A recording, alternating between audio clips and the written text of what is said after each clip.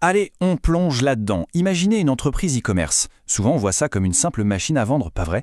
Mais en fait, c'est bien plus que ça. C'est un véritable organisme vivant. Et pour savoir si cet organisme est vraiment en bonne santé, eh bien, il faut prendre son pouls. Bienvenue dans ce décryptage. Aujourd'hui, on va identifier ensemble ce battement de cœur, le véritable pouls de l'e-commerce. Et vous allez voir, on est à des années-lumière des bilans comptables habituels. Vous savez, en ce moment même, il y a des milliers de boutiques en ligne qui perdent de l'argent sans même voir le vrai signal d'alerte. On a tous le réflexe d'avoir les yeux rivés sur les tableaux de bord financiers, les objectifs de vente, les marges. Mais posez-vous la question, quelle est cette métrique cachée? Celle qui est absolument cruciale et pourtant que presque tout le monde ignore totalement alors qu'elle dicte la santé à long terme d'une boutique. Partie 1, le signal d'alerte silencieux, ou la métrique qui en dit long avant le crash. Pensez au fameux modèle de l'iceberg. Ce qu'on voit à la surface raconte rarement toute l'histoire. D'un côté, on a ce que j'appelle les métriques bruyantes. Vous les connaissez, le trafic, le ROAS, les taux de conversion. Ce sont ces chiffres éclatants, la partie émergée de l'iceberg que tout le monde surveille de près. Mais de l'autre côté, face à tout ça, on a notre métrique silencieuse, le temps de réponse client. Quand ce délai commence à s'allonger, c'est un peu comme une vibration anormale dans le moteur d'une voiture. C'est très subtil, mais c'est le tout premier signe qu'une équipe est sous tension, que l'organisation ralentit et que la marque perd de son agilité. Ce qui nous amène à la partie 2, plus qu'un simple support. Comment aller bien au-delà de la notion de centre de coût? Traditionnellement, on a tendance à voir le support client comme un simple centre de coût, une ligne budgétaire purement administrative qu'il faut gérer après la vente. Mais la réalité psychologique est tout autre. Un client ne voit jamais votre silence comme un simple hasard. Ce qu'il mesure, consciemment ou non, c'est votre niveau de maîtrise. Si la réponse est lente, le message implicite qu'il reçoit est sans appel. Nous sommes débordés, ou pire, vous n'êtes pas notre priorité. Évidemment, aucune marque n'écrirait ça noir sur blanc, mais ce délai crée instantanément un sentiment de désorganisation totale dans l'esprit du consommateur. Partie 3. Les 3 mécanismes clés. Comment le temps de réponse façonne l'avenir. Ce qui est vraiment fascinant ici, c'est de voir à quel point cette métrique dicte secrètement le succès de l'entreprise à travers 3 piliers bien distincts. C'est un véritable effet domino, ça s'enchaîne de manière très séquentielle. Tout commence par la création immédiate de confiance. Ensuite, cette dynamique vient nourrir la rétention sur le long terme. Et enfin, tout ça finit par forger la réputation globale de la marque grâce au bouche à oreille. Décortiquons un peu la première étape.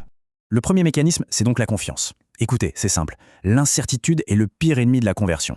Au moment de passer à l'achat, les clients veulent juste un signe. Ils ont besoin de savoir qu'ils ne sont pas en train de parler à un mur. Que ce soit un doute sur une taille ou un délai de livraison, si la boutique répond très vite, paf, le doute s'éteint instantanément. La barrière de l'anxiété disparaît. Passons à la rétention.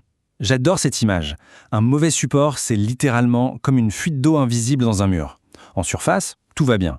La peinture est nickel, les ventes du moment ont l'air excellentes, mais derrière, la frustration liée à l'attente s'accumule goutte à goutte, complètement en silence, et ça ronge la relation. Et puis un jour, sans prévenir, le plafond s'écroule. Les acheteurs arrêtent tout simplement de revenir. Partie 4, impact sectoriel. Voyons l'effet domino en action à travers différentes industries. Et ça illustre parfaitement notre propos dans la vraie vie. Prenez la mode, par exemple. À 10h12, quelqu'un hésite sur une taille et envoie un message. À 10h25, la marque apporte une réponse claire. Le résultat? À 11h tapante, la commande est validée. Ce temps de réponse de 13 minutes, c'est pas juste un bon service. C'est carrément le déclencheur actif de la vente. Si la réponse était arrivée le lendemain, l'achat aurait été abandonné, c'est une certitude. Le phénomène se répète partout. Dans la tech, un doute sur la compatibilité freine l'achat net. Une réponse ultra rapide pulvérise immédiatement cette peur. Côté maison, rassurer vite fait sur des dimensions, ça évite que le client ne repousse son achat indéfiniment. Et dans le sport, réagir du tac au tac sur la résistance d'un équipement, ça transforme un simple savet technique en véritable conseiller expert. Ce qui nous mène à notre dernière partie. Partie 5, le véritable test de survie. Le grand moment de révélation. Le point crucial en fait, c'est qu'il faut complètement changer notre regard et redéfinir cette métrique. Au bout du compte, ce n'est plus du tout une question de support. C'est l'indicateur ultime de la durabilité. C'est la preuve exacte qu'une structure est capable de rester stable et méthodique, même quand la demande explose. Ça met vraiment en lumière cette tension critique entre vouloir grandir très vite et garder une maîtrise opérationnelle parfaite. Et le truc génial dans tout ça, c'est que vous n'avez absolument pas besoin d'avoir accès au tableau de bord financier privé d'une boîte pour savoir si elle tient la route. Une organisation laisse toujours des traces publiques de sa gestion interne. N'importe qui peut évaluer sa maturité juste de l'extérieur. Il suffit d'observer ces quelques indices très simples. La qualité des réponses, la clarté du service, la fluidité du parcours et la cohérence de l'information. C'est transparent. Bref, le temps de réponse est très loin d'être un détail sans importance. C'est le grand révélateur de la solidité d'une marque. Alors, la prochaine fois que vous envisagez de commander sur un nouveau site, faites le test. Posez-vous cette question provocatrice. Combien de temps met cette boutique à répondre au moment précis où vous avez véritablement besoin d'elle? La réponse que vous obtiendrez pourrait bien prédire l'avenir tout entier de l'entreprise.